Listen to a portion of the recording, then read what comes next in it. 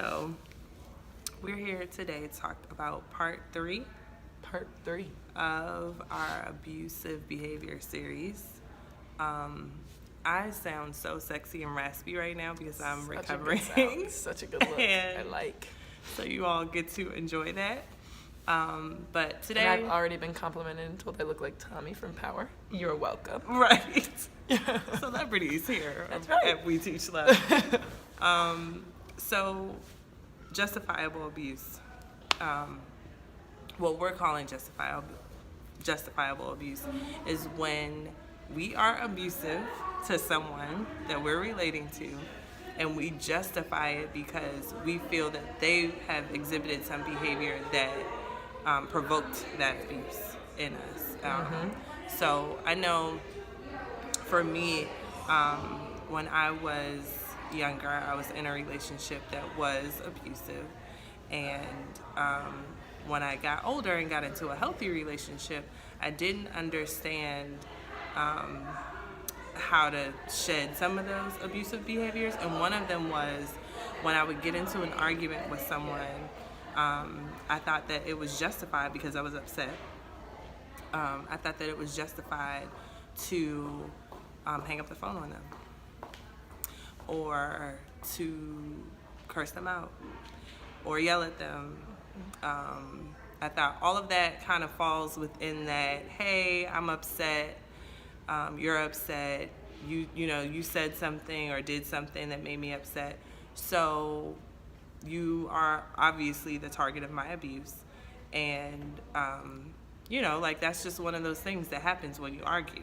Yeah, and you get and you have the right. Like, I have the right to curse you out because I'm mad and you made me mad, and so you earned it, right? Right. And so we call it justifiable abuse, but our point is that there is no justifiable abuse. Right. You are not justified in mistreating somebody because you're upset, or even because they mistreated you. It's not this eye for an eye experience, which is incredibly transactional, and we want to behave in a more principled way for our own peace. So just because somebody is mean or upsets you or does something that you didn't like, that has maybe even a negative effect on you, doesn't mean you get to go return that favor and do something hurtful to them. The best thing to do is go disengage, sit with that, heal from it, find a way to forgive, and make informed choices on how you're going to continue to interact with them, but not to lash out and perpetuate abuse. Right. I think you told me this, but when you're in a situation where you find yourself inclined to do something that you justified, that's actually abusive, it's great if you can pause in the midst of that moment and ask yourself the question, what is the most loving thing I can do right now? Yeah, that's my favorite thing to do when I'm stressed out. Yeah. And the thing is it sounds like, I think when I tell people that, and even when I use that with my clients and stuff, they're like, oh God, that sounds so big, I have to go be loving. No. The question is, what's the most loving thing I can do right now, which means capacity. That might be go away and be quiet. That might be the kindest, most loving ability I have at this point, right? Because I am upset, or you did hurt me. But I promise you, the most loving thing you're capable of is not lash out and hit somebody, abuse further, right?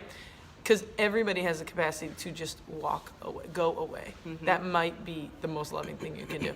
I used to use that a lot. I used to work at UPS. I was the yellow belt supervisor. Thank you very much. And those man, some mornings was stressful because it's like this. It's all about logistics, which is actually a really cool thing. But they rush you, and there's boxes can't be in certain places. It's all about one touch, and there's all these things. But you are managing 25 people putting together 40 trucks, and you have a mere 2 hours or something, right? And it gets to be a lot. And sometimes those people loading the trucks get an attitude or do what they want or go on a break, and you're like, we ain't got time for this kind of break. Where are you? And there's not much you can do. And I would often ask myself at 4 in the morning while I was doing this, okay, what's the most loving thing I can do right now? Right. And sometimes it was go manage another truck for a minute. Because this guy and you're about to get into it. Yeah. And it's like, it's loving to the other person Absolutely. as well as to yourself. It's first loving to yourself, because it's like, what can I do to stay as peaceful as possible, to stay as calm as possible, to not, go, because we all know that even if you justify the abuse, taking yourself to a place where you're like super stressed out and upset and yelling and all of that really disturbs you. It takes a toll on your body. It does. Elevation is not a healthy place to be very often or very long. So it's like, what's the most loving thing I can do for myself and for this other person? But yeah, to echo what Rachel said, there is no justifiable abuse.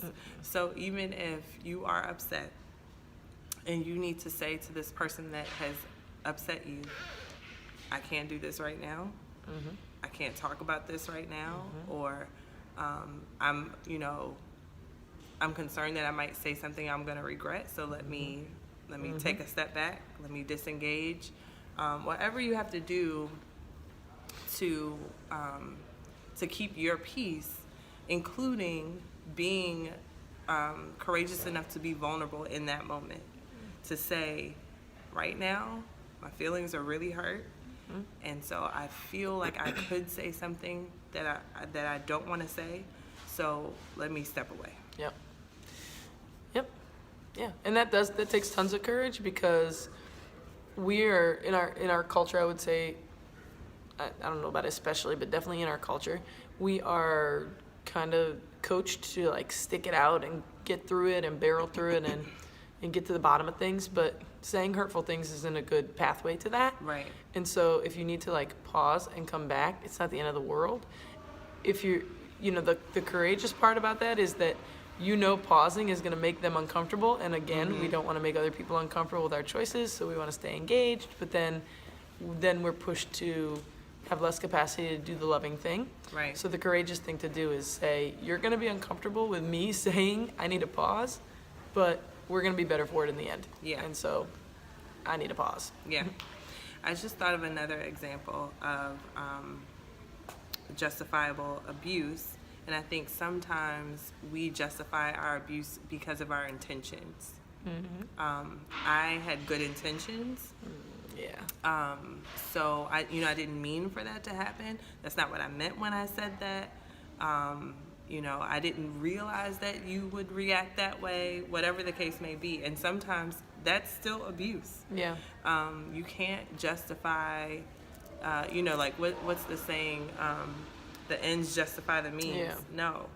And even though that might be true, right, that statement, I didn't realize that that's how you were going to take it, right? That may be true.